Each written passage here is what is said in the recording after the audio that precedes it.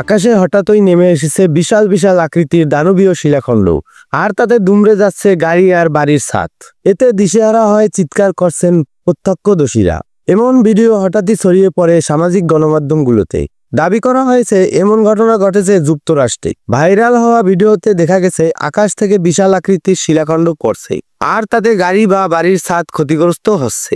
আর এমন ভিডিও সাম্প্রতিক বিভিন্ন চটকদার ও বিভ্রান্তিমূলক শিরোনামে, এবং সেই শিলাবৃষ্টিতে অন্তত 20 কেজি ওজনের শিলাখণ্ড পড়েছে দাবিতে একটি ভিডিও বিভিন্ন সামাজিক মাধ্যম এমনকি কয়েকটি গণমাধ্যমে প্রচার করা হয়েছে। তবে এই ঘটনাটি আদৌ সত্য কিনা তা নিয়ে বিতর্ক শুরু হলে ভিডিওটি বহু নেটিজেন পর্যবেক্ষণ করেন, আর তাতে বেরিয়ে আসে ঘটনাটির সত্যতা। ভিডিওতে লক্ষ্য করলে এর বহু অসঙ্গতি নজরে আসে। যেমন দেখা গেছে একটি গাড়ির ওপর বিশাল আকৃতির একটি শিলা পড়ে, সেটি মাটিতে গড়িয়ে আরেকটি গাড়ির সঙ্গে ধাক্কা খেয়ে মিলিয়ে গেছে, এবং আরেকটি শিলা গড়িয়ে একটি সাদা গাড়ির চাকায় আঘাত করে একটি বাড়ির সাদা দেয়ালের সঙ্গে হঠাৎই মিলিয়ে গেছে, যা বাস্তবে অসম্ভব। এমনকি ভিডিওর বিষয় নিশ্চিত হতে এআই কন্টেন্ট শনাক্তকারী প্ল্যাটফর্মগুলোতে ভিডিওটি পরীক্ষা করে দেখা গেছে ভিডিওটি এআই দিয়ে তৈরি হওয়ার সম্ভাবনা প্রায় শতভাগ।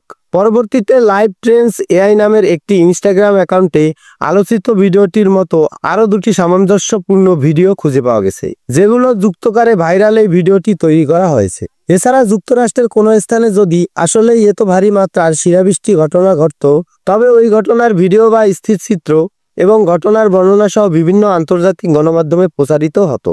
তবে কোনো বিশ্বস্ত সূত্রে এ ধরনের ঘটনার কোনো উল্লেখ পাওয়া যায়নি। সুতরাং যুক্তরাষ্ট্রের শিলাবৃষ্টির দৃশ্যের দাবিতে কৃত্রিম বুদ্ধিমত্তা বা এআই দিয়ে তৈরি ভিডিওটি প্রচার করা হয়েছে, আর এটি সম্পূর্ণ মিথ্যা ভিডিও। এটাতে কোনো বাস্তবিকতা নেই। তবে 2023 সালের 22শে জুন এমন ভারী শিলাবৃষ্টি হতে দেখা গেছে যুক্তরাষ্ট্রের কলোরাডো অঙ্গরাজ্যে।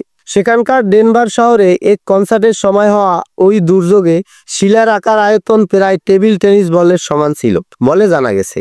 আর সে দুর্যোগের কবলে পড়ে আহত হয়েছিলেন শতাধিক বাসিন্দা।